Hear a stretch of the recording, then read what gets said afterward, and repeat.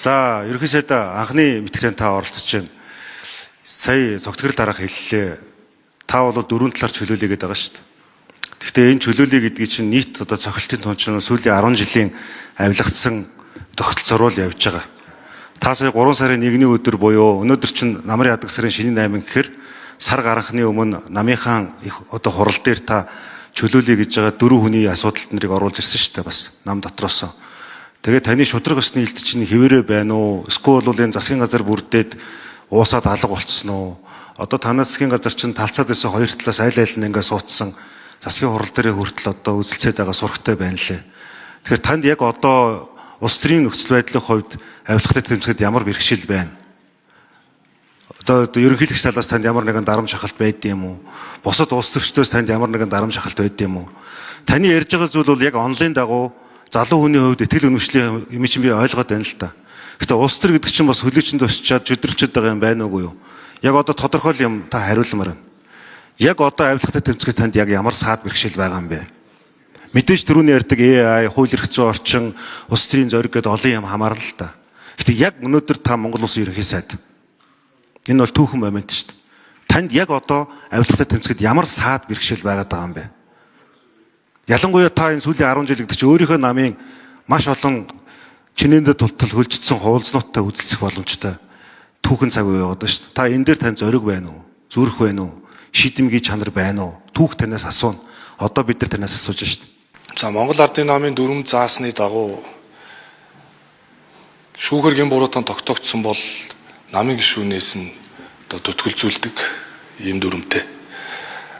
Шин дүрмээр. Харин намын хяналтын хоорондоо намын гишүүн, намын дарга хинч бай ёс зүйн зөрчил гаргасан. Авилга албанчлалын иргэдтэй холбогдсон байж болзошгүй хүмүүсийг хянан шалгуулгаар өгдөг. Ингээд хяналтын хороо 27 гишүүнийхээ бүрэлдэхүүнтэйгээр тэр нүгнийг шийдвэрлэдэг. Тийм учраас намын даргын хувьд тэр нэр бүхий гишүүдийг ёс зүйн болоод одоо авилга албанчлалын иргэдтэй холбогдсон байж болзошгүй гэдэг үндслээр хяналтын хороонд төгсөн. Улс төрийн намын даргын ажлаа үйл хийж байгаа. Тэгээд гин буруутан шүүхэр тогтоогддог байхад гин нэгнийг одоо шууд гин буруутаа гэж зарлах нь бол зохимжгүй байх. Гэхдээ намын дүрмээ бол би хэрэгжүүлж байгаа. Тийм учраас авилга албан тушаалын хэрэг дээр авилгатай тэмцэх тэмцэлээр анд найз ах トゥ амраг садан хинж байх ёсгүй. Надад бол зориг байна. Миний удирдах арга барил зарим хүмүүст бас заримд нь таалагдахгүй байна. Заримд нь нийцэхгүй байна. Би хумдганы ард асуудал шийдэж үзээгүй юм. Тийм учраас зарим хүмүүст надтай уулзаад уучраа болохгүй байх шиг байна. Тийм учраас бити уулзаарай гэж хэлье. Яагаад тэгэхээр хумдгад арсны ард 20 өдөр суугаад асуудал шийддэг, тендер мендер наймаалцдаг, хуваадаг, хуваарлдаг тийм арга барил надад байхгүй. Тэгээ та бит хоёр бол одоо хар багасаа одоо оюутны мэтгэлцээнээр мэтгэлж ийсэн. Өнөөдөр одоо ингээд парламентын мэтгэлцээнээр мэтгэлцээ. Тэгээ та миний суур чанарыг мэддэг учраас бидний үеийнхэн бол өссөн төрсөн үзэж харсан зүйл өөр шүү. Өөр арга барилаар ажилланаа. Би түрүүн бас цогтгорол дараад байр суурь хэлсэн. Яг өнөөдрийн тогтолцоогоор бид авилгыг боддогоор бууруулж чадахгүйтэй би санал нэгддэг. Тийм учраас таны асууж байгаа авилгыг дээд шатанд удирдах, дунд шатанд хэрэгжүүлдэг тогтолцоо Монгол улсад бий болсон гэдэгт итгэдэг, эргэлздэг. Тийм учраас тогтолцооны хувь шинжилгээг авилгыг уг үндсээр нь устгах хамгийн зөв механизм байна гэдэгт бол итгэж үнэмшиж 2016 онд их хурл сонгогдсноос хойш бүртгэлийн багц хуулиас ахуулж нийтийн мэдээллийн хууль, цахим гарын үсгийн хууль, энэ зөвшөөрлийн хууль, энэ цахимжилтыг ил тод байдлыг нээхийн төлөх олон санал санаачлал өнөөдөр үр дүнгээ өгж за энийг амилуулж эрх мэдлийг задлах гэж ерөнхий сайд болсон. Тэгэхээр энэ бол илүү хоосон ярихаас илүүтэйгээр үр дүнгээр хэмжигдэх ажил. Тийм учраас системийн хувьд тогтолцоогоор нь харсны үндсэн дээр сая гэхэд 146 үйлчлэгийг ард түмэн иргэдээ одоо нээлттэйгээр эрхэл гисний дараа үүнийг нь одоо мушин гуйлах тохиолдол гардаг. Тэгэхээр энэ тэмцэлд энэ санал санаачлаганд эрх мэдлийг задлах байгаа санал санаачлаганд бол саад бэрхшээл бол байна. Гэхдээ үүний цаана өөрөө хувийн хвшилтэйгээ хамтарч ажиллах бодол санаа байгаа учраас бид нэр API сервисийг нээсэн гэдэг байгаа нь юу гэхээр төр дээр иргэд очдог биш төр иргэндээ очиж үйлчилдэг систем буюу 2019 онд Эстонд харж байсан ажлаа өнөөдөр нүдэнд харагдаж гарт баригдаг болгож эхэлснээ дуусгах гэж өнөөдөр би энэ зогсож байгаа. За ерөнхий сайд гэхээс илүүтэй танхимынхаа сайд нарт хэлье. Энэ сайд нараас зарим нь сууж байна. Дамдны сайдаа. Хөөе. Дамдны сайдаа. Сайд нарт инх хоёр сайд байж байна, хоёр инх хоёр сайд байж байна. За та нар шүү дээ те ингээд намын даргаараа дандаа туг тагтдаг шүү. Ерөнхий сайдаараа дандаа дуг тагтдаг шүү. 21 сарын дотор 3 дахь ингээд тагтж байгаа. Одоо намар дахиад тахих гээд байж байгаа.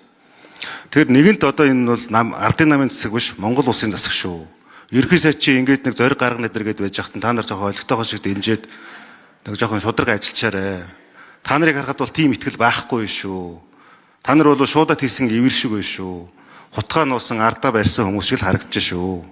Тэгэхээр Монгол улсын ерөнхий сайдын төлөө тэр лайв дээр Дамдны сайд их өөрхөн томоотой за ерөнхий сайдаа гэдээсээ яг тэр маягаараа тэгээд нэг сайхан шудраг ажиллачаарэ. Тэгэж чадахгүй бол та нар бүгдээрээ энэ 27-8 онд байхгүй шүү. Гэхдээ энд Монгол улс хохирно.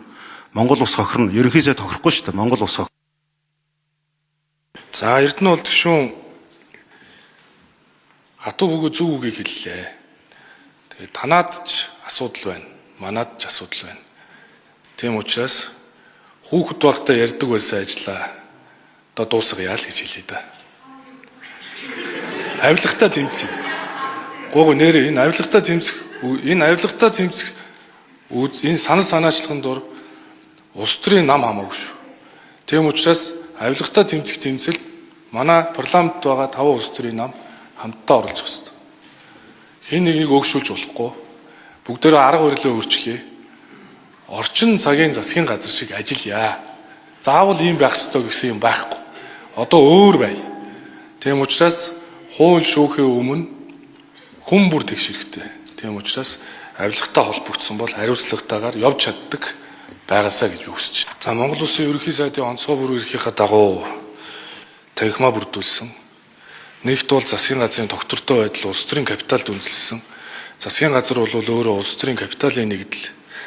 Тийм ч учраас манай засгийн газар бол хал үзэж хашир суусан, орон нутагт ажиллаж исэн, төр захиргааны байгууллагад ажиллаж исэн, улс төрийн ажил амьдралын туршлагатай кабинет мэдээж одоо сайн сайдын 32 шинж бүрдсэн супер хүн гэж хаа бах вэ?